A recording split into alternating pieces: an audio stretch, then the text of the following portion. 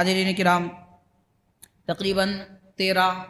احادیث شریفہ صحابہ کرام کے اعمال آپ حضرات نے پچھلے جمعہ سماعت کیے تھے کہ نبی پاک صلی اللہ علیہ وسلم کے روضہ انور کے متعلق ان کا کیا عمل تھا، کیا طریقہ کار تھا۔ اسی تسلسل کو جاری رکھتے ہوئے ہم عرض کریں گے کہ حضرت سعید بن ابی سعید، یہ تابعی بزرگ ہیں، وہ فرماتے ہیں کہ میں نماز مغرب پڑھ کر مسجد نبوی سے حضور پاک صلی اللہ علیہ وسلم کے روضہ پاک کی زیارت سے فارغ ہو کر نکل رہا تھا تو میری ملاقات ہوئی حضرت نافع بن جبیر رضی اللہ تعالیٰ عنہ سے۔ تو وہ فرماتے ہیں کہ میں نے حضرت نافع بن جبیر رضی اللہ تعالیٰ عنہ سے پوچھا، جب آپ سرور عالم صلی اللہ علیہ وسلم کے روضہ انور پر حاضری دیتے ہیں تو آپ کا عمل کیا ہوتا ہے، طریقہ کار کیا ہوتا ہے، آپ کیا سمجھتے ہیں کہ کیسے حضور کے روضے پر حاضری دینا چاہیے؟ تو انہوں نے فرمایا، حضرت نافع بن جبیر رضی اللہ تعالیٰ عنہ نے، کہ اذا مررت علی قبر النبی صلی اللہ علیہ وسلم فقل السلام علیک، یعنی حضور پاک صلی اللہ علیہ وسلم کے روضہ پاک کے سامنے سے جب تمہارا گزر ہو، سامنے سے گزر ہونے کا مطلب زیارت کی خاطر ہو یا مسجد سے نکلنے کے وقت میں ہو، مسجد نبوی میں جہاں حبیب پاک صلی اللہ علیہ وسلم کا روضہ مبارک ہے، اس کے سامنے قبلے کی جانب غالباً 3 یا 4 صف نمازیوں کی بنتی ہے، تو ظاہر ہے کہ نماز پڑھنے والے نماز پڑھ کر اس دروازے سے نکلیں گے روضہ پاک کی زیارت کے پاس سے۔ وہ قدیم زمانے کی بات ہے، آج کل حدود اور پابندیاں، آنے جانے کے راستے الگ الگ بنائے گئے ہیں،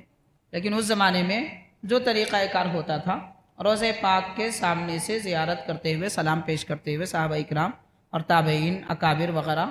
نماز پڑھنے کے بعد نکل جاتے تھے۔ تو اس کیفیت کو، وہ حالت کو سامنے رکھتے ہوئے وہ فرما رہے ہیں کہ جب تمہارا گزر ہو حضور پاک صلی اللہ علیہ وسلم کے روضہ پاک کے سامنے سے تو یہ کہو، السلام علی النبی صلی اللہ علیہ وسلم ورحمۃ اللہ، یعنی حضور نبی کریم صلی اللہ علیہ وسلم کی خدمت میں سلام ہے اور آپ پر اللہ تعالیٰ کی رحمت نازل ہو۔ یہ کلمات جب کہیں گے، حضرت نافع فرماتے ہیں، جب تم یہ کلمات کہیں گے تو شیطان بے چین ہو جائے گا اور یہ کہے گا کہ اس آدمی نے حضور کو سلام کیا، اب میں اس کے ساتھ نہیں رہ سکتا۔ تو غور کرنے کی بات یہ ہے کہ ایک حدیث پاک میں آتا ہے، ہر آدمی کے ساتھ ایک فرشتہ اور ایک شیطان رہتا ہے، فرشتہ خیر کی دعوت دیتا ہے، شیطان برائی کی طرف اکساتا ہے،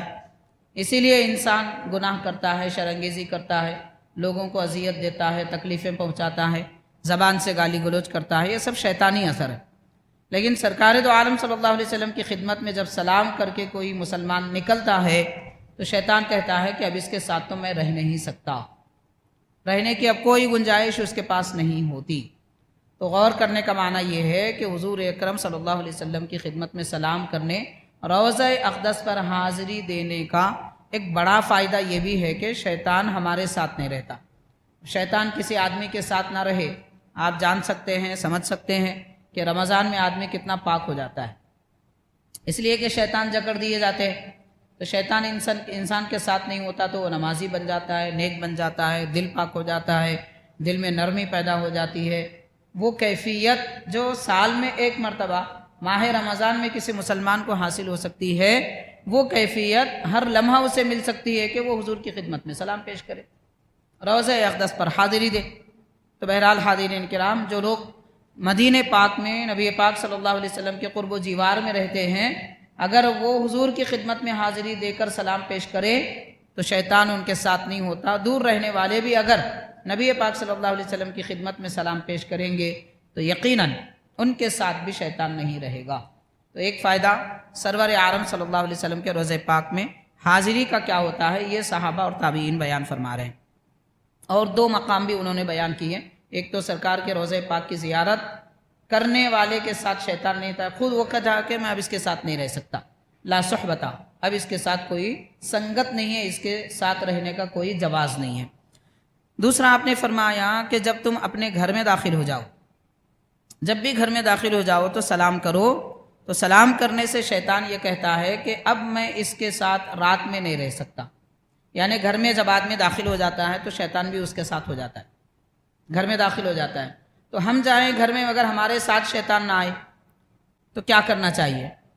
تو حضرت جبیر نافع بن جبیر رضی اللہ تعالیٰ عنہ فرماتے ہیں گھر میں سلام کہہ کے داخل ہو جاؤ، تم جاؤ گے مگر تمہارے ساتھ شیطان گھر میں نہیں آئے گا۔ تو گھروں کو شیطانی اثر سے محفوظ رکھنے کا یہ بھی ایک طریقہ ہے کہ گھر میں سلام کر کے داخل ہو جائے۔ اور حاضرین کرام، تیسری بات آپ نے فرمائی جب کھانا کھانے کا وقت آئے تو کھانے سے پہلے تم بسم اللہ کہو تو شیطان نا امید ہو کر پلٹ جائے گا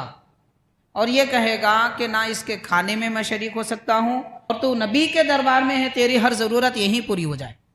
فرشتے اس کے لیے دعا کرتے، روضہ پاک پر کھڑے رہ کر آیت درود پڑھ کر 70 مرتبہ کوئی صلی اللہ علیہ یا محمد اگر کہے۔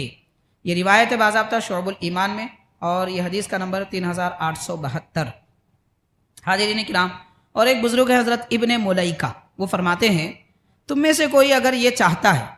اس بات کو پسند کرتا ہے کہ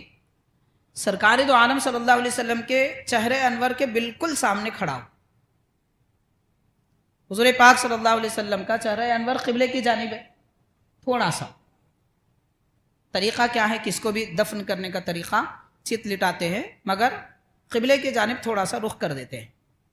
تو نبی پاک صلی اللہ علیہ وسلم کا چہرہ انور کے سامنے اگر کوئی کھڑا ہونا چاہتا ہے زیارت کے وقت